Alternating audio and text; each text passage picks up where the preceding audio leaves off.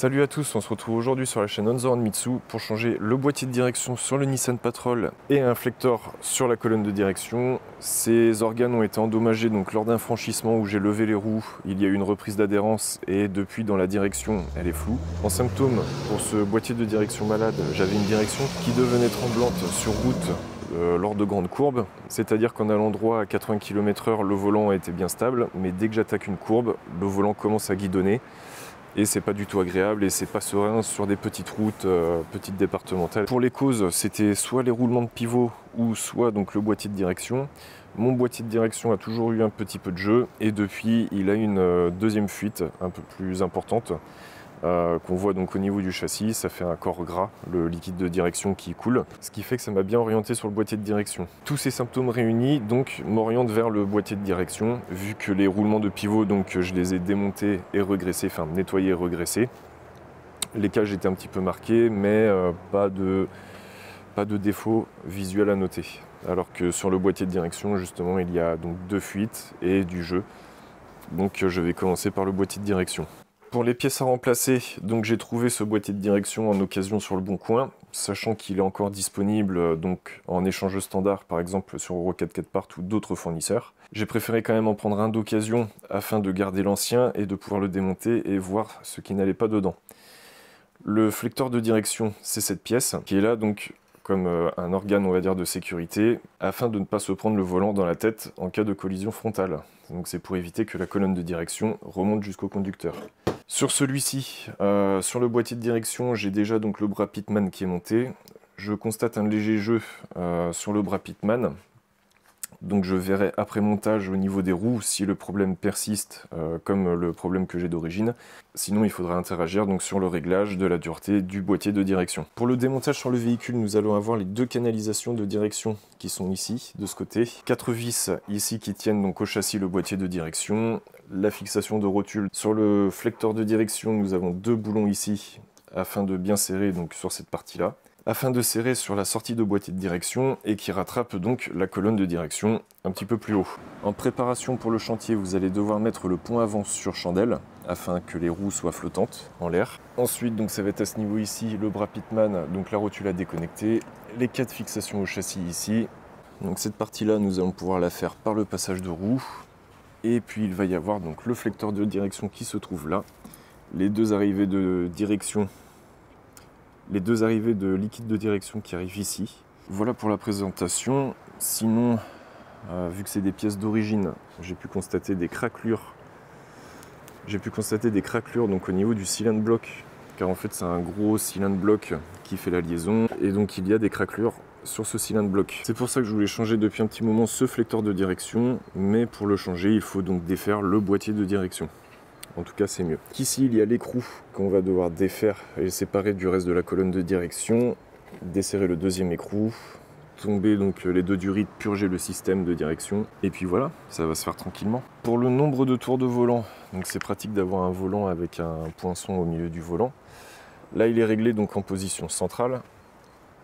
Et donc j'ai regardé déjà tout à l'heure. En fait, le volant fait donc un tour et un 3/4. Voilà. Hop. Donc ça c'est un règle. Donc à gauche, donc la position centrale, puis à droite, un tour et 3/4. Voilà. Donc au moins pour régler après la direction, on sait dans quelle position le mettre. Hop, voilà.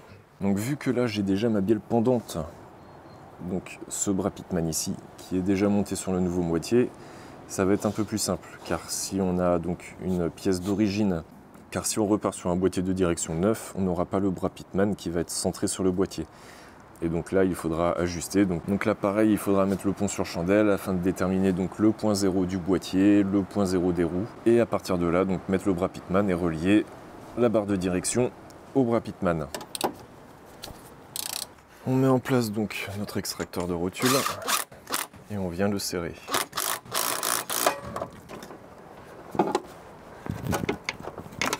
Alors désolé pour le contre-jour, mais en gros voilà, donc notre flector se situe ici, qui fait donc la cassure entre la colonne et la sortie de boîtier de direction. Nous avons les 4 gros écrous ici à défaire. Les 2 arrivées qu'on va défaire par le dessus. Pour l'outillage, ça va être une douille de 14 pour défaire les 2 vis qui tiennent le flector. Et une douille de 19 ici pour défaire le boîtier de direction. Je vais déjà pré-défaire les vis.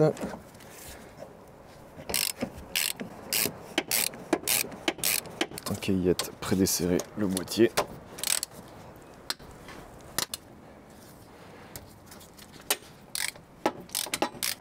Alors voilà, les 4 vis sont pré-desserrées. En fait, elles traversent le châssis, donc il faut faire une contre-clé de l'autre côté et desserrer d'un côté. Maintenant, on va pouvoir s'occuper de l'arrivée donc du liquide au boîtier de direction, purger l'arrivée du liquide de direction, et comme ça on pourra avancer. Donc c'est une douille de 14 pour défaire les arrivées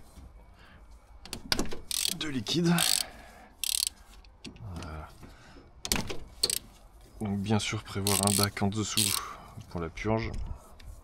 Enfin, du moins pour la vidange.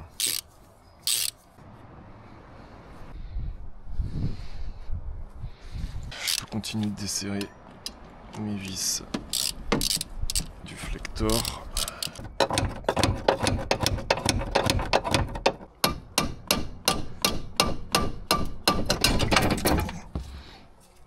Hop là. Alors surtout ne pas perdre les 2 bagues en cuivre qui viennent donc sur le boîtier et les 2 vis.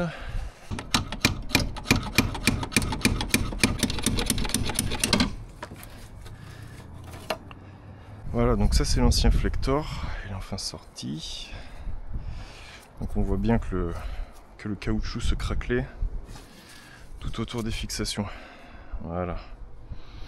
Donc là on va remplacer ça par le 9. Et là quand on voit le 9 à côté,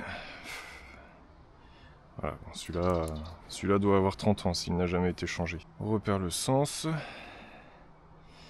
Et puis on y retourne, on le renvoie dedans. Donc toujours une pièce d'occasion. Enfin d'occasion. Une pièce à garder, on sait jamais. Donc j'avais marqué l'arrêt, mais il semble qu'il s'arrête de lui-même. Et donc j'avais fait le trait sur le dessus de l'arbre. Et je le fais correspondre avec l'écrou sur le dessus.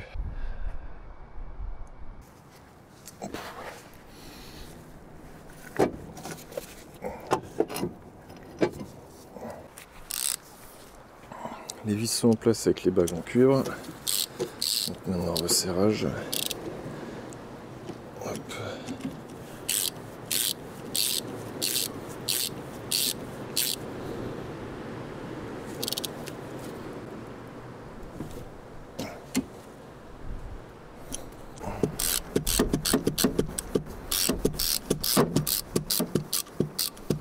Le flector est remonté, là il me reste juste à serrer donc les grosses vis de fixation. Les vis sont en place, on va pouvoir mettre toujours la clé de 19.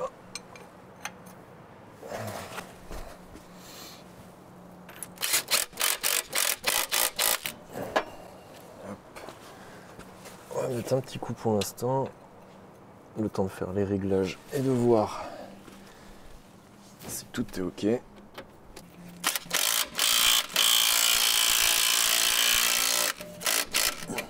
En quantité à l'intérieur du véhicule, je me souviens plus, il me semble que c'est 0,70, c'est pas beaucoup. Et de toute façon après on va purger le système. Donc là on fait le remplissage jusqu'à ce que le niveau se stabilise à peu près à la moitié. Déjà dans un premier temps. Voilà, on va s'arrêter là. J'ai mis déjà 500 ml, ouais. Donc voilà, le niveau se stabilise, il est assez haut. Donc ça, pour l'instant, on va le laisser comme ça. Donc on met les clés. Hop. Quel con! J'ai pas remis la rotule. L'amortisseur fait bien toujours son taf. Hop là. Oh là là, faut pas trop loin. Alors, comme on vient de voir, donc là j'ai un certain décalage quand même. Oh là là, magnifique. En tout cas, ça danse plus. Donc volant centré. Volant centré, mes roues sont décalées. Elles sont décalées et là donc elles font 2 tours. Elle fait un tour à droite et 2 tours à gauche. Donc là, ce qu'il faut que je fasse, ça va être de défaire le boîtier, déconnecter la rotule, remettre les roues droites, desserrer le boîtier. Donc je vais juste défaire d'ici, sortir le boîtier comme je peux, tirer sur la... Là je l'ai mise comme ça, mais en gros il faudrait que je la décale un peu plus sur la droite. Je vais aller voir avec l'ancien. C'est ça, c'est ce bord là en fait qu'il faut que j'aligne et qui est presque un peu plus à droite. C'est ce côté là. Allez, on recommence. Alors j'ai corrigé donc l'angle, donc j'ai juste desserré cette vis là du côté du boîtier de direction, les 4 vis de fixation. J'ai ressorti le boîtier de direction, j'ai laissé les durites dessus, j'ai décalé le pitman et puis j'ai remis en place. Donc hop, en indication, le pitman du coup faut qu'il soit grossièrement parallèle au châssis. Donc que l'alignement du bras, des bords de pitman, le bord droit surtout, le bord extérieur, grossièrement il faut qu'il soit aligné au châssis. Voilà. Après en défaut on va dire, j'ai pas pu, du coup vu que j'enquillais, je tirais dessus, j'ai pas pu remettre à fond au niveau des cannelures, donc il y a un petit logement qui laisse passer la vis. Il faut faire attention à ça au remontage. Donc là bon je force un peu dessus, c'est passé. Ça, du coup pour le centrage, je suis plutôt bon. Donc le volant est à 0 et je lui fais donc un tour et même un peu moins des 3/4 que j'avais tout à l'heure. Voilà. Hop.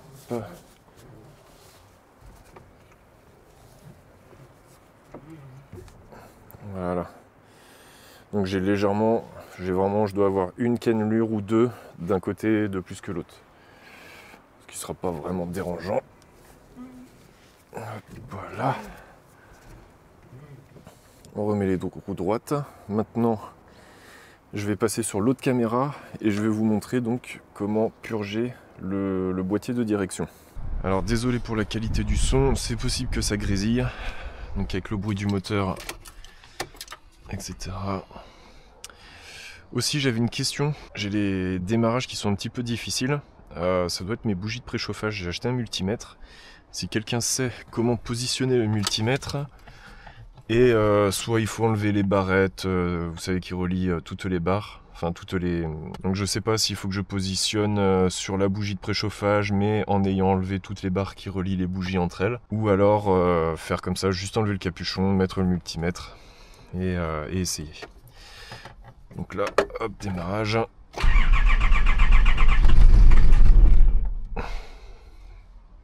Ça fume. Hop, on refait charger un peu.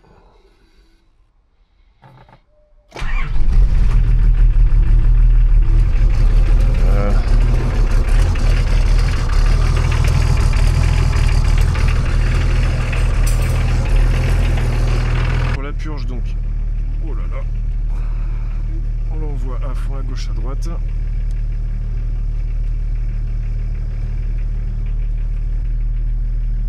Une fois qu'on a fait des allers-retours, on prend la clé de purge et on va actionner le purgeur.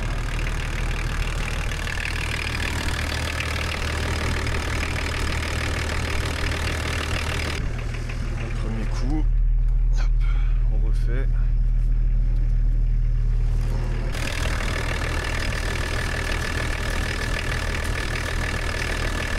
Alors pour purger un boîtier de direction, donc j'ai refait l'appoint donc au niveau du bocal de liquide de direction. Donc comme quand moi j'avais éclaté ma pompe de direction assistée qui est sur les courroies, en fait nous avons une petite purge. Alors attendez, une petite purge au bout de mon doigt là, qui se trouve donc sur le boîtier. On va donc démarrer le moteur pour que la courroie entraîne la pompe, que ça comprime le liquide. On va donc sur chandelle avec le pont flottant, on va faire donc des gauche-droite. On va envoyer plusieurs fois nos roues à fond à gauche, à fond à droite et ouvrir la purge. Ce qui fait que la pompe de DA, donc en envoyant à gauche à droite, la pompe de DA force sur le liquide. Une fois que le liquide est en pression, on ouvre la purge Et comme ça on peut purger l'air et donc le liquide qui est soit en surplus ou faire une purge ou une vidange, donc du liquide de direction. Voilà, le changement de boîtier de direction et de flecteur de direction est fini. Donc ces deux articles sont trouvables en neuf sur Euro 4x4 ainsi que d'autres fournisseurs. Comme je l'avais dit en début de vidéo, c'est un boîtier d'occasion que j'ai trouvé. Il ne me reste plus que l'essai sur route. Là normalement j'ai donc fait bien les gauches à droite pour purger tout le circuit en air.